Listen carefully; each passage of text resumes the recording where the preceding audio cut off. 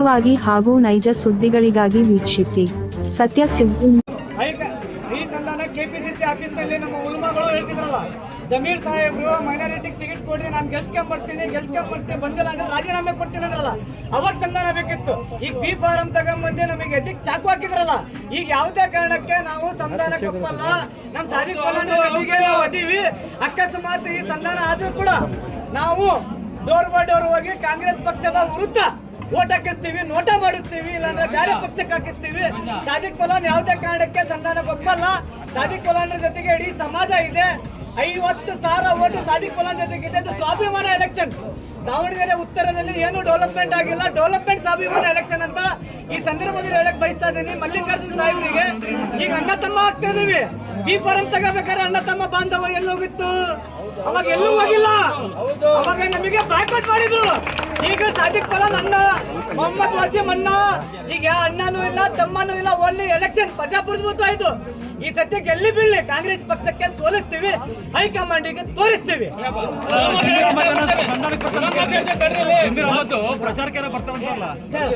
ಜಮೀರ್ ಅಹಮದ್ ಸಾಹೇಬ್ರು, ತನ್ವೀರ್ ಸಾಹೇಬ್ರು, ಸಲೀಂ ಸಾಹೇಬ್ರು,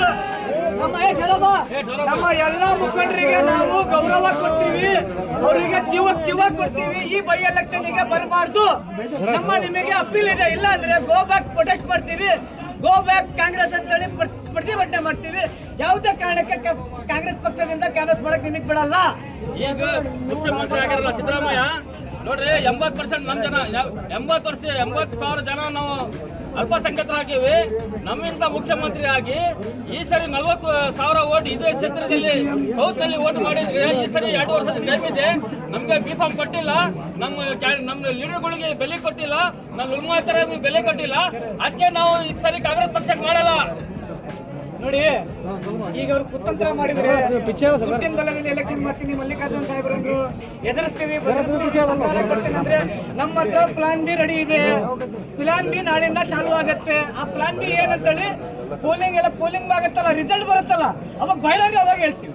ನಮ್ಮ ಹತ್ರ ಪ್ಲಾನ್ ಬಿ ರೆಡಿ ಇದೆ. ಸ್ವಾಭಿಮಾನ ಜನ ಯಾವುದೇ ಕಡೆ ಡೆವಲಪ್ಮೆಂಟ್ ಇರೋದಾರತ್ತ ನಾವು ಪಕ್ಷ ವಿರುದ್ಧ ಅಲ್ಲ, ವ್ಯಕ್ತಿ ವಿರುದ್ಧ ಅಲ್ಲ. ನಮಗೆ ಚಾಕು ಹಾಕಿದ್ರೆ ಎಲ್ಲಿ ಹಾಕಿದ್ರೆ ಇಲ್ಲ ಹಾಕಿದ್ರೆ ಈ ಸತಿ ಚಾಕು ನಾವು ಕಣ್ಣಿಗೆ ಚಾಕು ಹಾಕ್ತೀವಿ.